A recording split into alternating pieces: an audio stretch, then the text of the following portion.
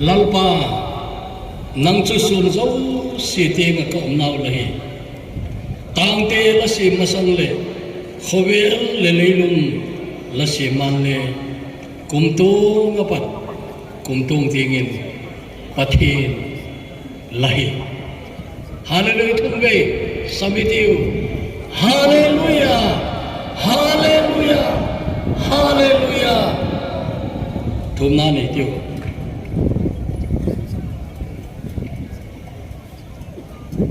har chunglung kapau pathin lal supha goliath amusit ma alung alila nang umlo hilechin David musik om dan kha musik tat tabai nei tu chanang ma lai lekin kalong thim pumpio nang ma akinga toni kaulu mangzok thai dingin abulla para top chana lai pin khodai kai bata eum pi dingin kalal pau jesu christ aminin kong do nahi amen. Hello, pau chap na thamonong takin nei zota I reverend pu chuma ki pathui bagena tu hin mi pi hum khom te ho mugna thugen nai nei sakdengin upa h mountain ko zomi council steering committee political affairs convener ma bahut mangding ni samani tunin outer manipur azo swanten sile kuanga hen hia ka omin ipu ipate satsa I ancestral land a gom home a ionu eile ei kibolina Indian Independence Day ilok masak na peno ahi manina kipa huai kasama ma yai sutang tung thai dinga panlate teng teng apoy mo lo omlo panlaka teng teng tunga kipa thu kaon genahi.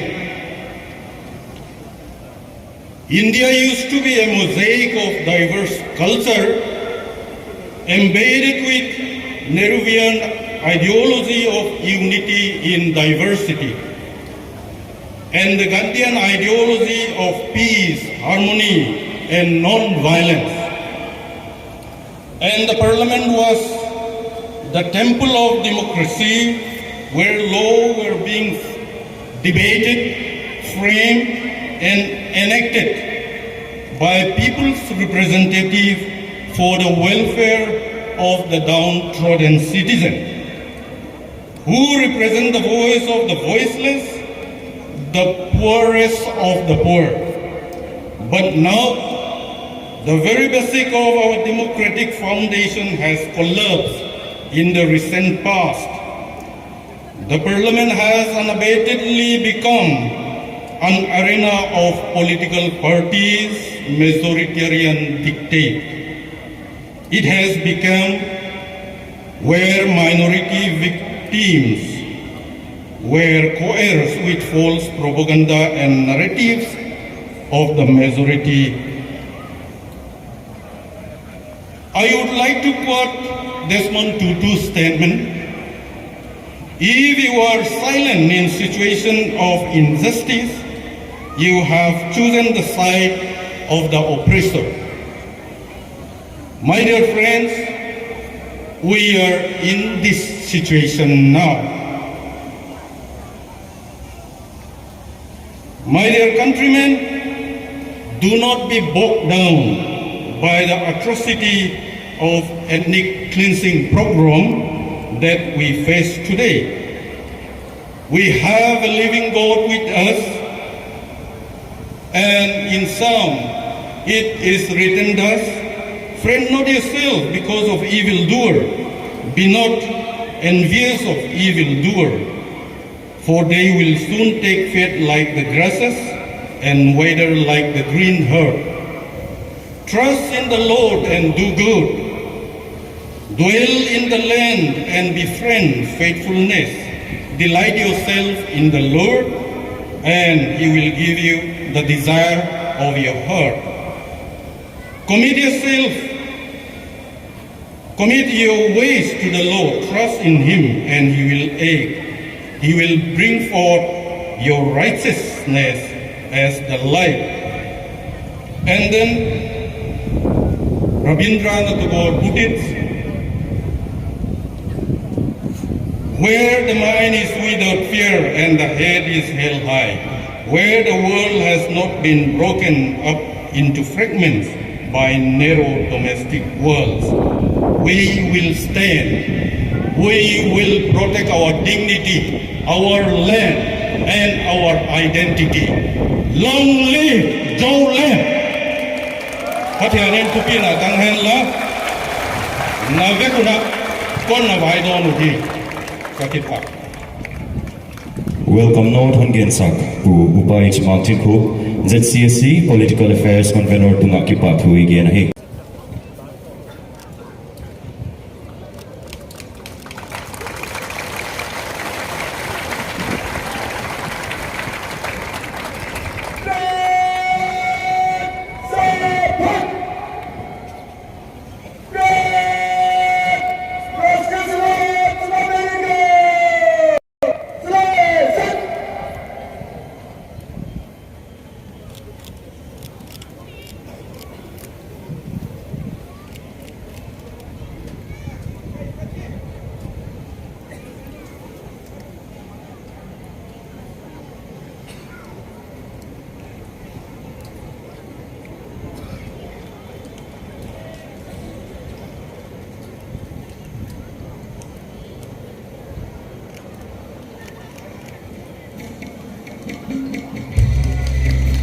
Maybe there in a dictionary.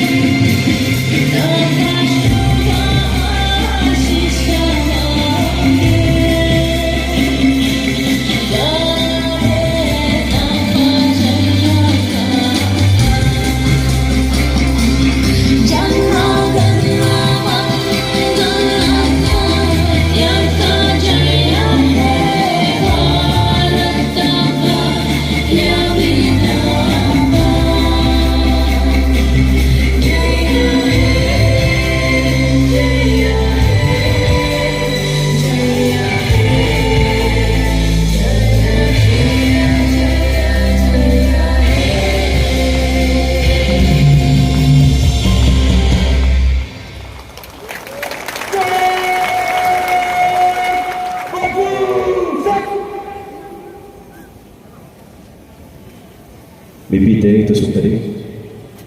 Masafe on Makaitu Ahile Zombie Mothers Association Ahe. Zombie Mothers Association ang commander hile Amy Holtani ahi. Blackberry hile Amy Moy. Commander de Blackberry ang kibanaw po hile Zombie po tumiya ahi. Zombie Mothers Association 10 ang kibanaw po te hoile Paite Pondong, Waite Pondong, Sinte Pondong, Sute Pondong, Gangte Pondong, Mate Pondong.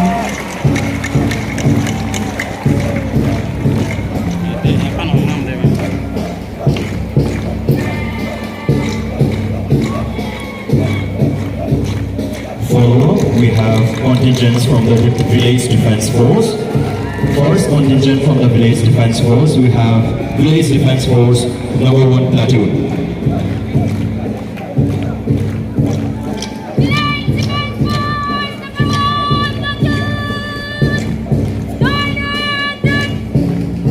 Commander, if you can wearing our uniform, flag bearer will just follow your thing.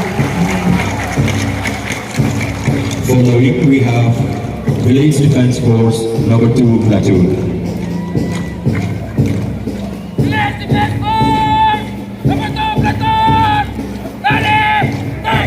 Village Defense Force number 2 platoon, Egoman sa si Sambian Ligayo, flag bearer limang sa Guanang Manila. Next, we have Village Defense Force number 3 platoon.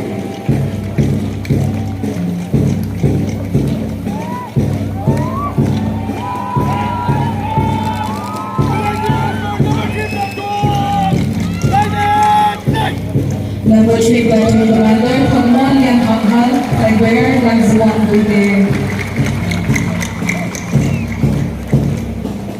Abana, Village Defense Force number 4 platoon.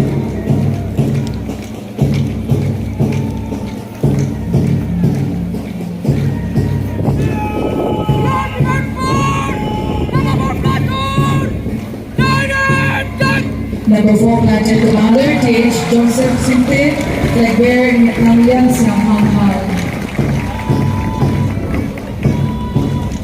Abana D, Village Defense Force number 5 platoon.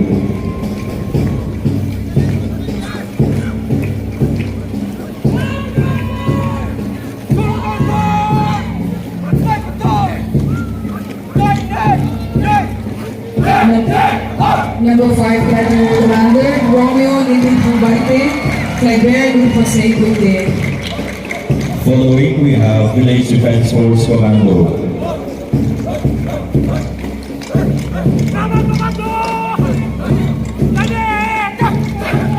Village Defense Force Commander,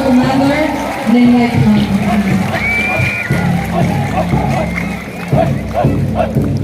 Abana, Vengmo Volunteer Contingent.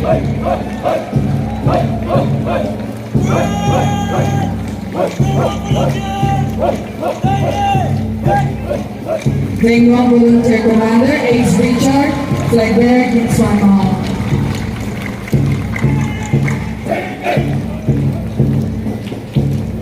Amawan Zuini, Lizang Defense Contingent.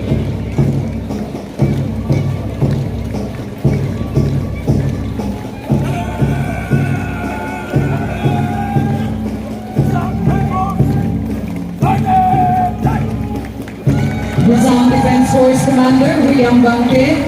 flag bearer, Songkot Nithang.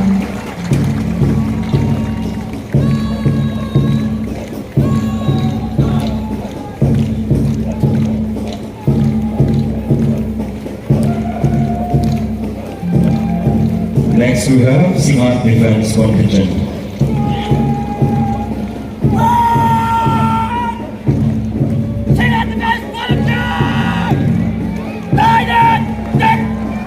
Singat Defense Commander, Juan Luan Rutong, flag bearer, Swan Nithang.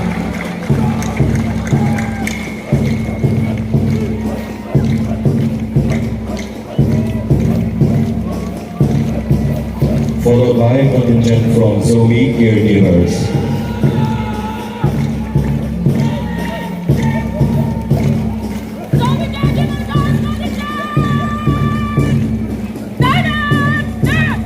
Zone Caregivers Commander, Song Biag Zhang, flag bearer, Joycey Drew Biag Moy.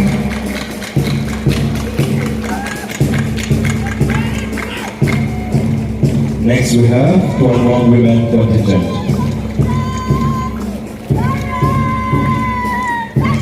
Tuanwang Women Contingent Commander, Rosie Newa Hoy, flag bearer, Nimay Ping.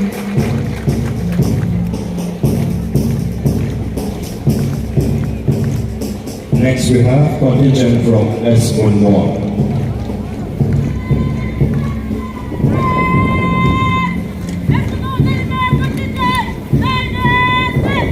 Escortal contingent, Tebay Commander ng Tebay May, flag bearer and Songko.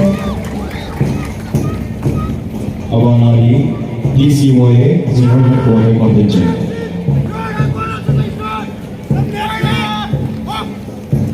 DCYA General Headquarter Commander, nang siyan mo nag-bear lang cross mo.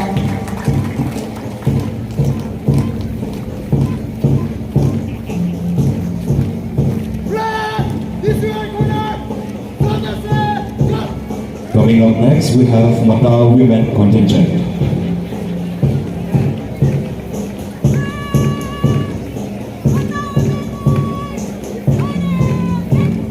Macau Women Commander, kung siyan mo'y nag-bear for Islam King.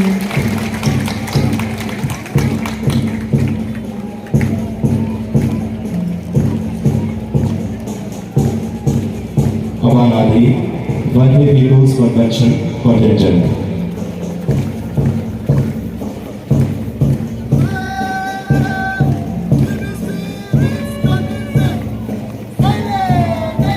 ZCSC Contingent Commander, Henry Zoy, flag bearer, Lambuti.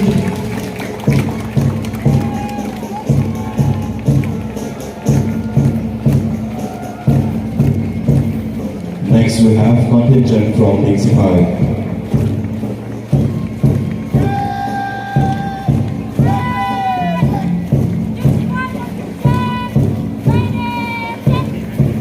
ZCSC Contingent Commander, King Wayne, flag bearer, Lambuti.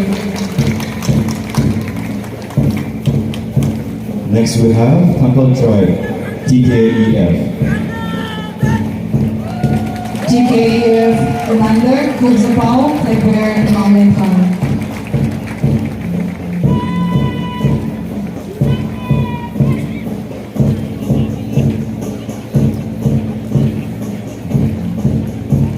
Next, we have contingent from Kamwal Women.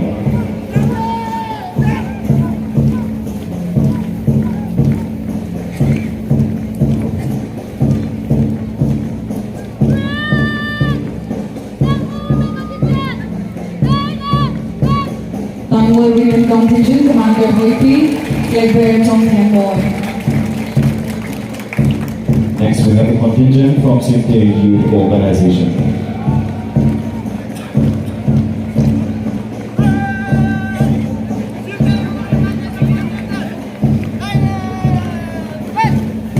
SYO Commander, Mangya, flag bearer, Hong Sang-won.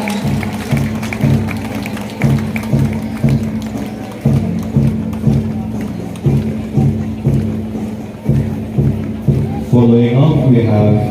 Yaktam Labka contingent.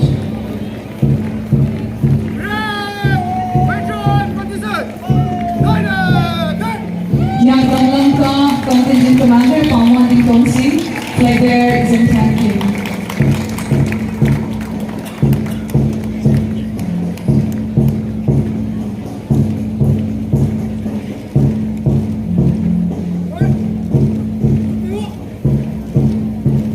Next, we have contingent from the YMA Missile Contingent.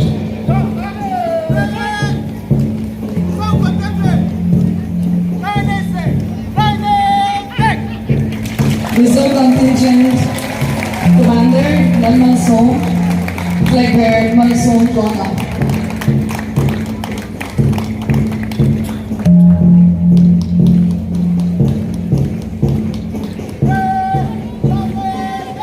Next, we have contingent from Z Mongia.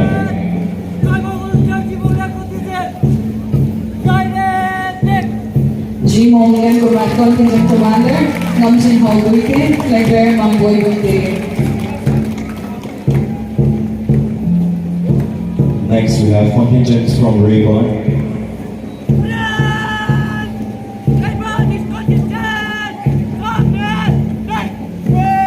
Rayburn Contingent commanded by Song Wande, flag bearer, Neng Lang.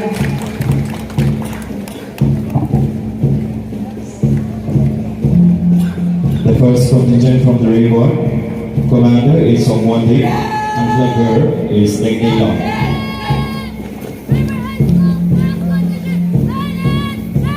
Rayburn High School Girls Contingent. Commander Nurnaine, second IC, G. Lalzire.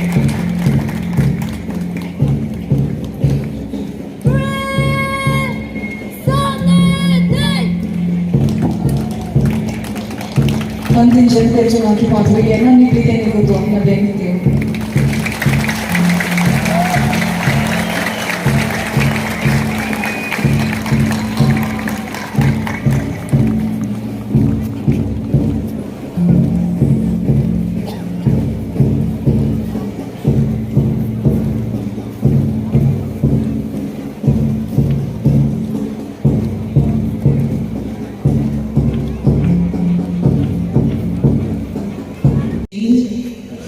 Kuki, Zomi,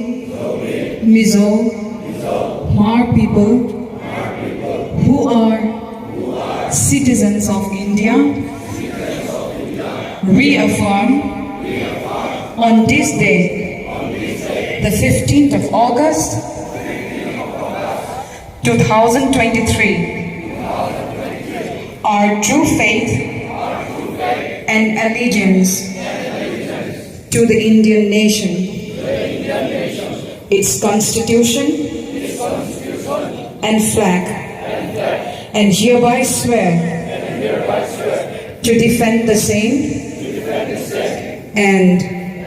our God-given land and people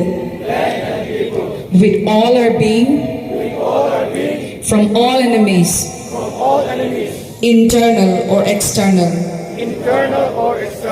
So help us, God. Reverend Dr. J.K. Simte, Secretary, Christian Goodwill Council, Lamka, Ama, families of the departed, victim family tia dinga thum sakna nei dingina hunipia he.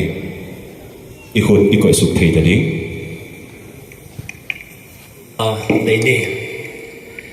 Kapiau ka pabathian. Kahin nau dingdil ta mai him asam le. Namain na umpit si kahed siya ki patu kong geno he. Lalpa tu ni huna kadai te lu hi het lo in. Hi me te kalan in hi kaboy ve vong ta ba. Mitam ma ama zo bule. Nangin mitam in na simsia. Nang ma na umpit siya in ki patu kong geno he. Lalpa hi asa simatel mitam ta asite ay ko ti adi itong git sa ahilalpa. Alum nati o mga oong dinga. Ay no ti mga oong dinga. Tomhaw ma may oong dinga. In ka lokang ti mga umta pa. Hundi asong lalpa nang main natate na umpihiti kahit sa kipati kong geno i. Mihing hindi henem na henem hihet siva. Lalpa himasong le. Nang mawan patihan in henem dingin na koma kong geno hi. Hamuan na hoy tamay. Hagaw siyang tam hamuan na le. Nang mahamuan na ang naiti na dingun na koma kong geno hi. Lalpa mihing hamuan na kasi mauzong le. Van patihan nang matahin na hi. Mihing lusim teya. Lusun te lusima. Naman hamuan na pedingin na koma kong geno hi. Tuni hi huna lalpa. Hun program kang sa nateo, avay sa itezo, siya tenzong lalwa. Hilbong hun ang ye, tayo di pa mamaywa. Nangin baboy na ito pinatangkon kung dito kong ngena hi. Lalwa hi, sesunde in kontezo, siya in hi. Nang malusim, ang puwatay ba, hasama masong nilusim na hi. Na maumpig dingin na kong ngena hi. Isota siya na hilalwa. Nang maakso at kimukwantay na. Kipa tami kimukwantay na ang hikiradingin. Nangin, kapon va ading ahile. Hiya sesuti ahile, bibiti ahile. Lalpa naman umpir fe ah. Nadaipang tami ang aksuan teba. Kipa nate, hanaw siya ko ang naikiradingin. Nangin malsam siya dingin. Hamuan po dingin. Nalaw pinadingin. Lalpa Jesu Christ bin kumulanahin. Mibite na tiglay dinga, tuwi na, hanla, ang satsakdingi na, kutigo sa na, amang bunipedinga, aman azozok tiyangi na, izo Mother's Day, suit na, gansalu le, agun onla dingi na, Central Village Defense Force Day, mokizok dingi na, kunibiyahi. Minute of silence, kutigo sa sakit, ahon nikmay na, kun saulo dagi de na kun sukina kun isam de nga Martyr Day su na kun saulo inay de nga quay hùng anh chị chơi nó cô chỉ cầu ra rằng cái nó có một con lao thì hết tuy nó đây là điều là một sáu lô sẽ xuống lại của điện sản xuất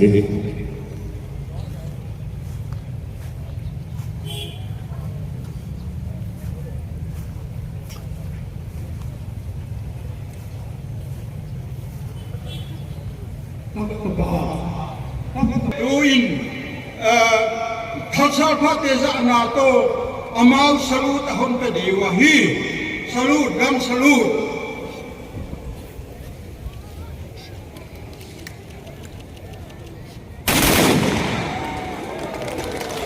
Bibitnya kucing dia, ini yang terjadi tuan awak dia, amat mak kipatu dia ilung sim dia turun naina, hana dia amat tamna turun na ini jelni,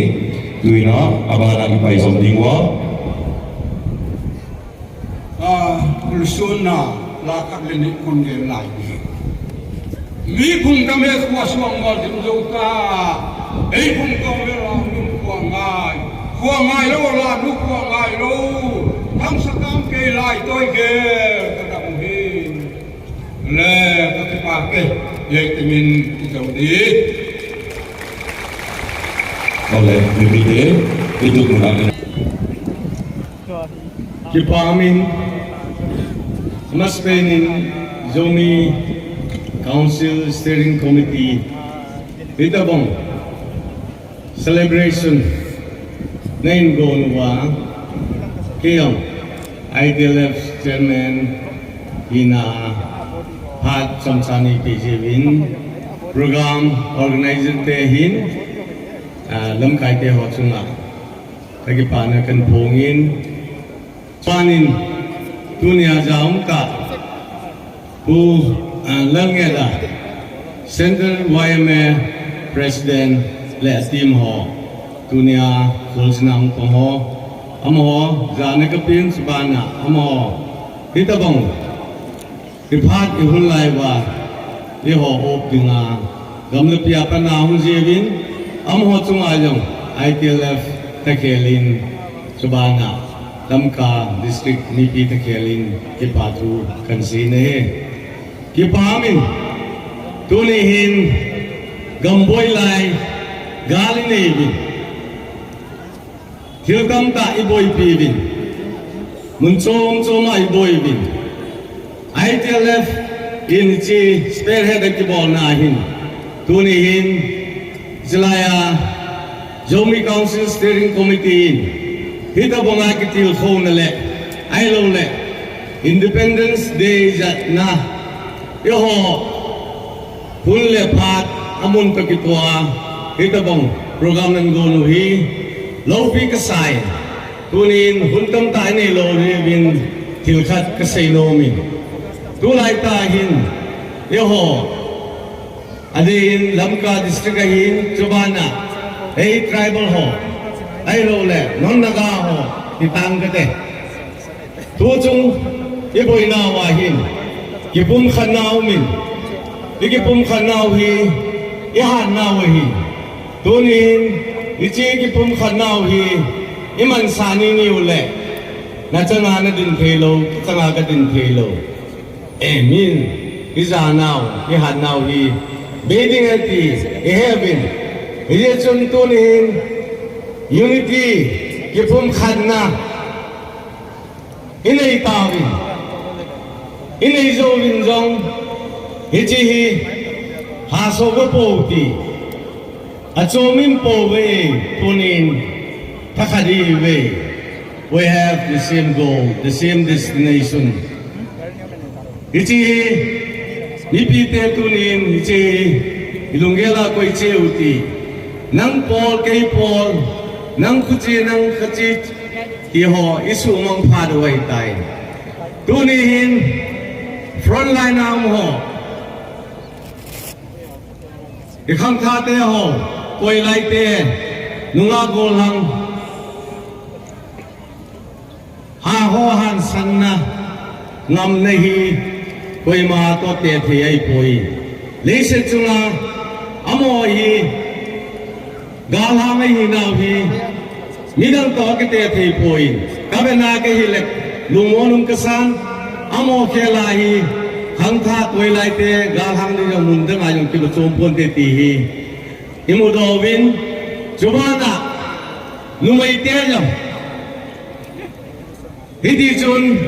อังสันตานิงพอดอวินอีกปุ่นคมนาวอีตาหันนาวอีดูงาเตหอดูอาดาลดิงินงามไปนับพออังพอดอวินkoi macha deu pon koi macha lungham pon agi cham pon hang santain ipangwin hi ibon chawin ipangwin hang santain ipangwin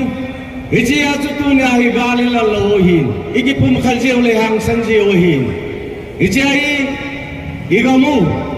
yo gamitia ipui pa na chenda gami tu ni sana i hum bit theu hi iji madang je poin ibon chawai din dowa yan sanjeu hi ipum khat na pa gai ti tunin isalaya hum ki khom mi pi ho koma ka sei do no mi nahi achai na ka sei nom chu ilawa ka sei bongin nu pi ho hin toy lai te ho mi pi te hang san tai ni ding do bi ni ki pun khom bin ai hin yo lai a doi lo Amazon, angam nai lo mi hi, umdalaya ne hen wam. Kewangin tunihin, adoy lo tham khadam na lai na hi. Ichi adoy lo nau chu ipiham. Angam lo nau chu ipiham. Itoy lai tewin, numay tein, igang mi teo. Tisan par na maado lai wa ngabta din do lai hin. Ilo kipum khat na dinga hingam lo hoi tunia doi lo khilo deham iso hiya mai sani lo deham adang si ki chu to ta bin tunin ko hilong le lam kai ge ti yo sin ki tha ge lo ti ibinga kipum khat na chu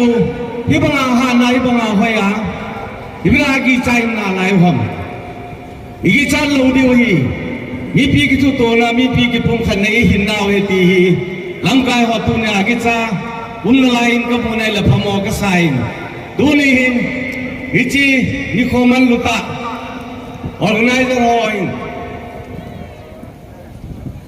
asatan manui ke tha gel do 9 15 August Independence India in samlan namu nahi yon jong tu ni hin ang santain ke pum khade hi pamu te iji pamuai le gali zo de hi chubana chu yogam injong hitabong independence iman the de we ti hi kan se no min tin ichan chu pe phan min tin isei kal khaw mai le ke thim ke ka ki pai holding the card in one pin chem ila sa ding hi ne tham sa te hamwan na di lungwan na di nga zaila oi ding hi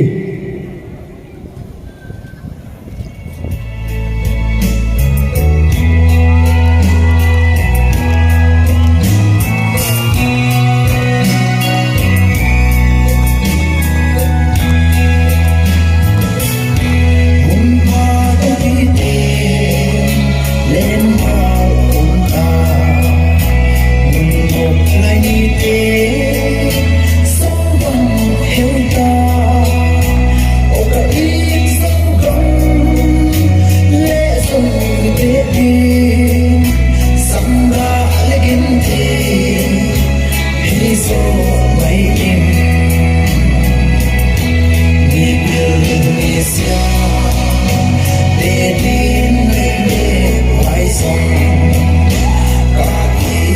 cho kênh Ghiền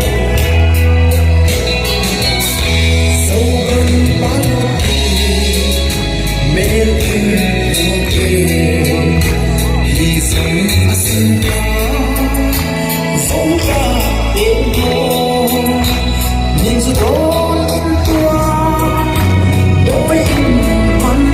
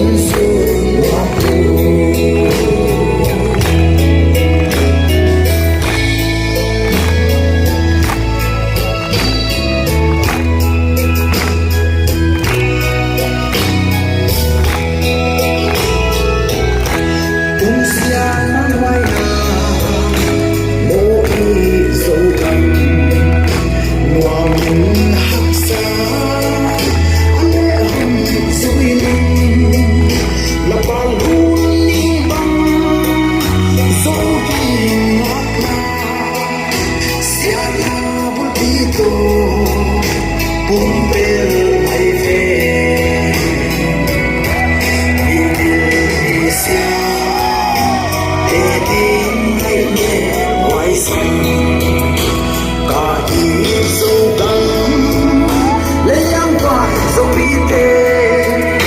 sal pha ta te hon su pam pu sal pha ta te hon su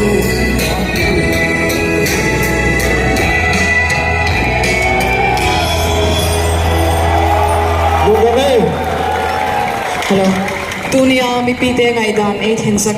the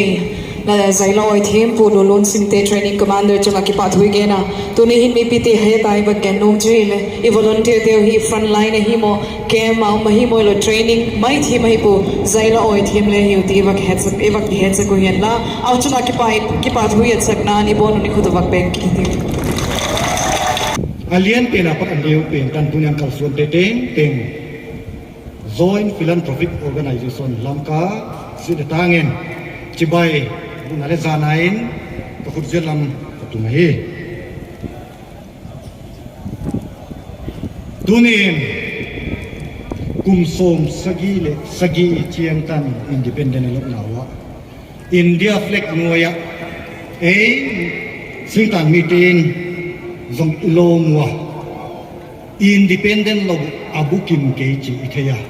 oisawa lamkai makai India parliament abai homten tricolor India flag noya independent longteng tengen zale chiata ilok theinanu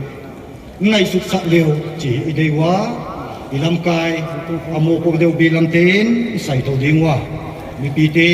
itheina chirwa ipan theina ina pang dingwa ni khat ni chiangin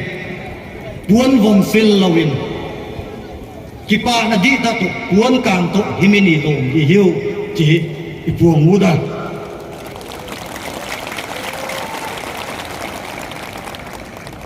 iten na igam leya India color flag noya do gala pun kumin yomwa wahe ilamkai masang again tawa kuya ai kia tenga hiya email maten nang ke iki khadyo ama wadi hang mu masa sa namun wa khat ihi chi imang hil lo hi walam he mo po na tuom to mo hi manen ilamkai ten sai to zel dingwa wole tunia hitinga pugam nu tai sa theinanwa sile hin kala igam deng bit tu te teng tu ni na mau ila wong the kiwa amau te ila wong le e ya om the lo mai the hi na hitinga yok the na ma pan la lau tu pi sawa zana sam pe ni piwa wole amau te poi mo banga ki he pi di ata he the di nga dunia ha masanga volunteer pai te teng zana kun pe khom so a abi tai tu tungin atha tai the dingon now panga padin numei om nem apien tu na praza kai ma anu le panjong kai liem chana sapio tanin igam le tanga dinga idin nga mule duni abang dinga e dang te ding nam lo di hewe kigal tu no di hi chi thak tain I thei hudwa ka tu tom na dingen imarta tio zatat na alas bureau rights he zepioin mi pite lamkai te konjong ki bo to zel dinga athupi thei pen le zata na sam pen to abai thelama ki vui je hi chi hi ikiza sam sa wi dinga wa oimo banga zepio lamin lamkai te hin mi pilamin atoi tele chial kha imi thung kupion cha gen khau chenga no te no ngai dan kupia mi mal khat ni ngai dan apailowa yon sem ikit tu na ma to vai hom to kal so to hi ya igol zo na ma humi ngi je hi chi hi atom na kagielo gen la atom na pendingen pasien in tupi na tamta hen la singtang me chim ku ki mi zo mi martin pasien mapui na to zalem na tamta hen nin taminga Joint Philanthropic Organization apana Independence Day greetings on Gensak hetu pal yan salal tu ki pa thuik igen he abana pu ning salian ton sing convener joint students body masapenin unhoi le hunman pha hun bia bia ko pathian ki pa thu gen na sa hi joint student body lamka tribe som le thum student organization ki khai khom na kaset pite sigle tangina Indian Independence Day chibai mi piung pai khom teng teng kon bu ka hi duni asom sagi le sagi veina Indian Independence Day loma ang pai khom teng teng adia kina India in zalena amu na san bang zia ka hi chi ngai to thak dina kun chiala unity kitu tuana zia ka India in zalena mua tuni chianga som sagi la sagi veina bang lom thi hi chi ka ko pe mai manghel ke dinga mabana kal swan ni sau pi ni hia hoi zakina kitu tuana ma pe tu tenon chiulan kiwai hom na tuami mu ma ko ma ber helwa kitai sanom lowa nasadaga pang khom ding ina thakakin Independence Day to kitonin chialna kon bol hi to kipage ditu kitwa di thu la in anaki oya tuni chiang ina ipan khom na hoi zama le buitung nai lo hi ina mu ina auma hoi zakin zaila oi chi pen ala a hon na ngai sak keun la thu gen kigom ding igam hilau ham ahum bit di kwa ahum bit di eite akituak di kwa akituak di eite hi chi na lung tang to hon na ngai sak ding ina ka hon ngen wa hi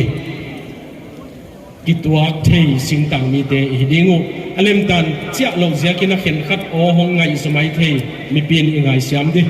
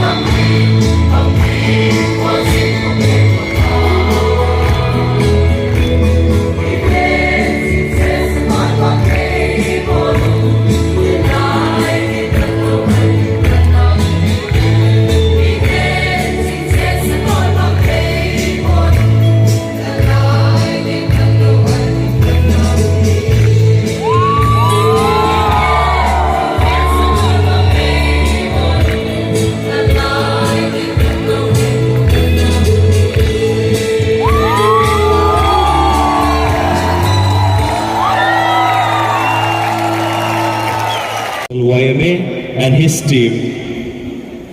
to kindly stand up as we would like to hand over a token of appreciation from the Zomi Council Steering Committee.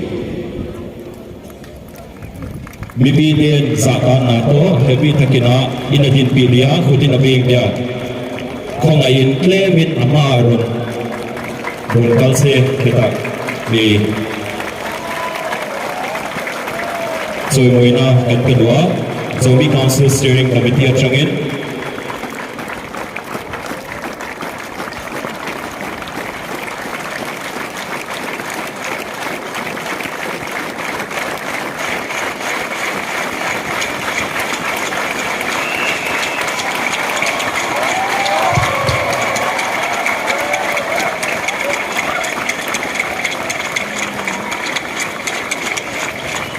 với hệ program man na in đợt đầu thì kan lom em mà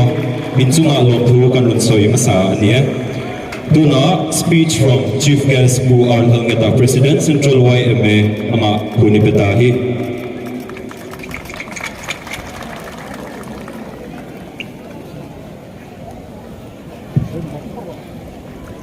Goinia India Independence Day mang tura kanunaw local home zong zong te in zavain central UMA mingin chibai kabu ka cheu Goinia hian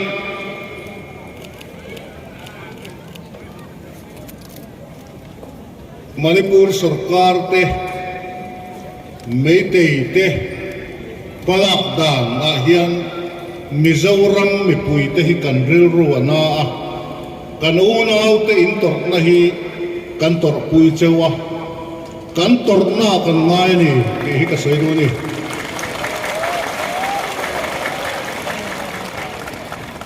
Goinia har satakin nam chan na na Ramria frontline duty tele huna thei to patrang tu te po zana chibai kan buk chewa India sarkar le Manipur sarkar ten minen kol dana hian kan du khop atling lo ni ti achianga chowang chuan ni tam takin nun na an chana liam tuar tam tak an omani ti kan ria a voinia nun na chan tu chan te zong song po kan tor pui tak zeta an kalsan an chung te le zona tham mi pui zong song te pathian in minong pui sela voinia liam tuar te po andam le thuai theina turin kan tom trai pui theu atula ni Voinia hian helai muna kan local chan in ria a Zomi Steering Committee ten min soma min soma po hian local hi kan tum renga amaro chu kontra nei ahara khulama nasa takin kan buaya mi enge mozat sahim na zongin ral tlanin an lokala chung te buai puile kong frang in kan man lel ve le a central UMA ang hian local kan tum na hi arai to a amaro chu kan man le thei lawa voinia kan in mukhom thei hialo ka ti a voinia hian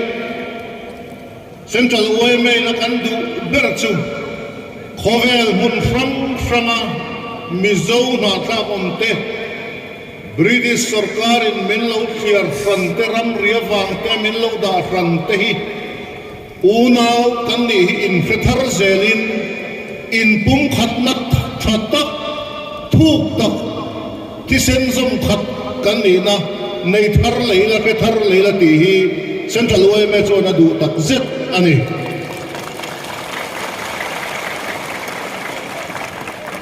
voinia hian helai mun lam ka chunga cheng te po tu mai nen fram lova una kan ni na ria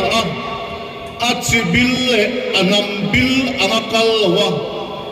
mizo nam kan ni na hian chianga in lungrual takakal turin kadu chawa chumi ti thailo te chu laka chuan voinia hian kan kan ruala kan endong ponga in ka hia chuan voinia hian kan lungrual na kan in pum khat na kan unity dal tu zong zong tai pai khangam turin voinia hian me puida ka som du chawani voinia kan halen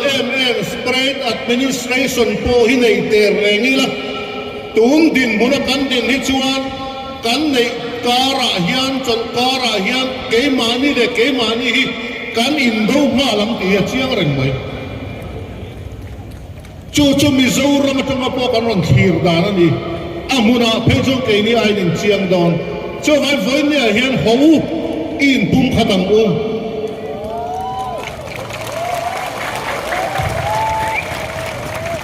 ngay tuần nó tắm tập in sen to thì cái phía tuần hôm nào có front line đó tối tế cần vắt la càng vai te cần vắt la cần duty te hạ zia te reom taka thau si le ruwa pui kara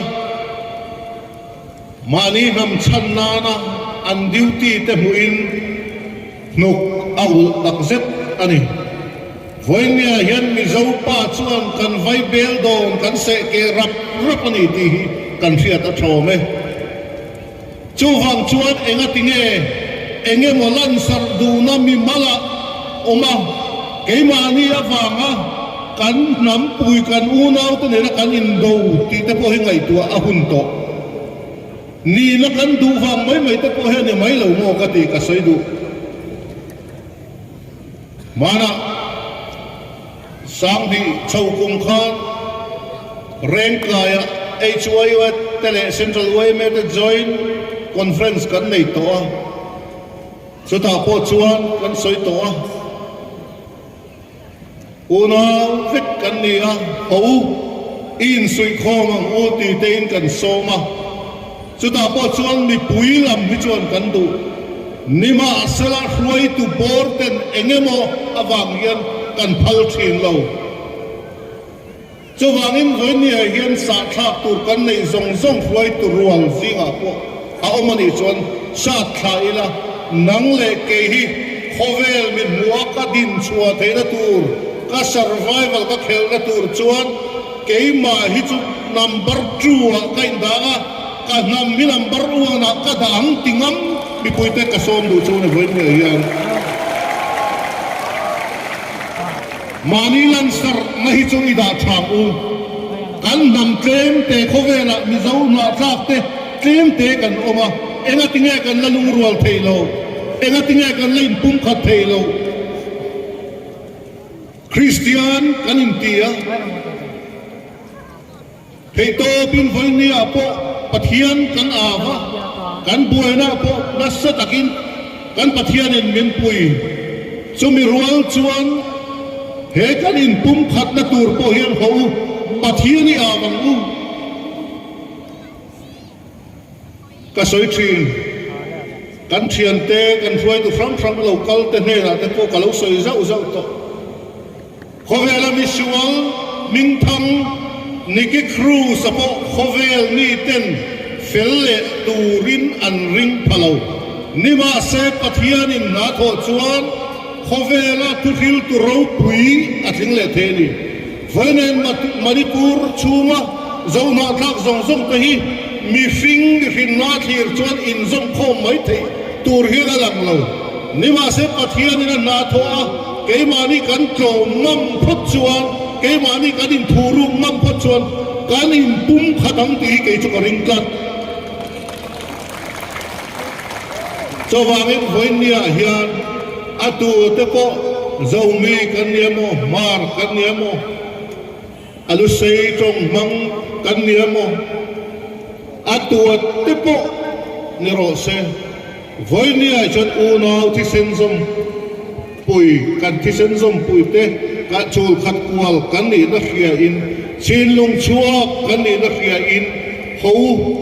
ngai tua na thar nen he kan boi na har sat mangan kan to na hi in pum khat na ni mangam o he kan in pum khati mei tei ho nan la ngadam ti tak ka chuan mei tei rau per hi ho i siam da yang u tin voi ni he India Independence Day a hian ka som du chawani kan soyang khan chu tiang ti phal lowa enge mo mi hring ro pui na dam chung rei lo te mi hring ro pui na u ma wanga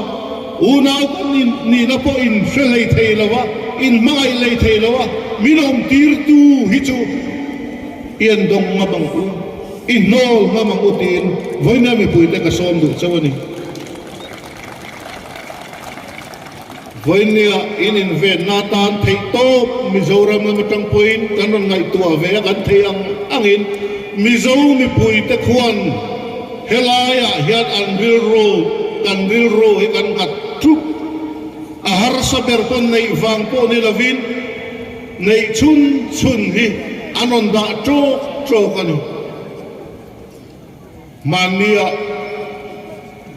mi pakhat taxi pu chuan atek sit mang tu te chuan man kha cheng za chaw ne ngai le kal na pu kha ka Manipur chan puina tan tin central me aronda ani arau pui khop na anoi te ronda te ne arau pui dan ai ang ra in ka khia chu tiang khop chuan Mizoram mi pui te hian chan kan la thei to kan chua khulai ral tan lo kal te po kan lo trong thamuan na chu ue me ten kan ei chuan in inanga in eyanga kan in chuan in inang kam hul la kan nei chu nang ni ponin nei ang ti hi kan lo nem na ani Mizoram hi khovel mun frang a zo na thak zong te in pui ani amang ang le tan pui nga pia te chu lo kal ro thei top kan lo chua zelang ti hi ka soi do voi ni a hian thil tam tak soi ka tum lo wa ka soi uar du ber chu thil dang soi le thin ai point in pum khat na ni voi ni a hian thin lung tak takin ngai to na mong ko mui chawa in mai ton lovin thin lung chia in voi ni a hian kan in pum khat theina turin pathian avila ke mania ton ma tra kan nam bil tia kan lo kal pui culture ang maya kan lo nei to hi pai thangamin rabbet ngamin ho lamka hian hilthar idinang bo cho hilthar cho zo na thak zong te in pum khat na hi idinang utin ti tak zedin ka som do chawani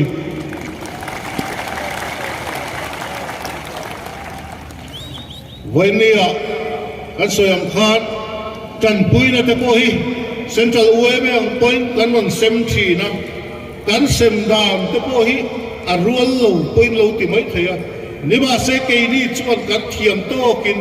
tu te ma en from lavin a har sa ni kan fia da piang le pui om ni kan fia da piang te kan ron puya helaya po hian ri rozang takin puta kan nam bil mit pevelo chuti khati ti lam ni lavin he kan nam chan na an non tho chu tu te point dong se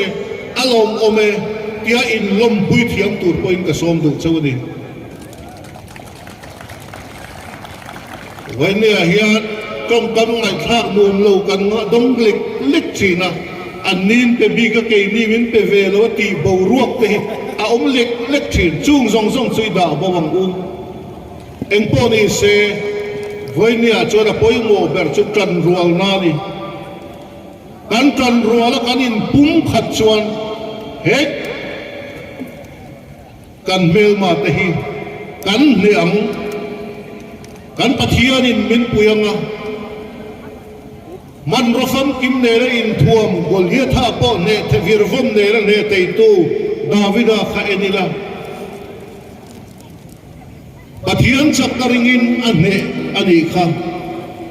chu pathian chu foi ni kan pathian ani a eng ti zo point exam lawang u kan hliam voinia hian ti hi ring u ato pira chuan he har sak na wanga tuar tu te zong zong kan tor puizia kan soile du a so ti rual chuan mamo in nei ni point ron soi ula kan theiang angin kan ti thei tam lo ma se mizo mi puiten kan lo pui zelang chu kan lo tang zelang ti hi ka soi du ni mizo nam phul zero se kalome Voina le harsana ding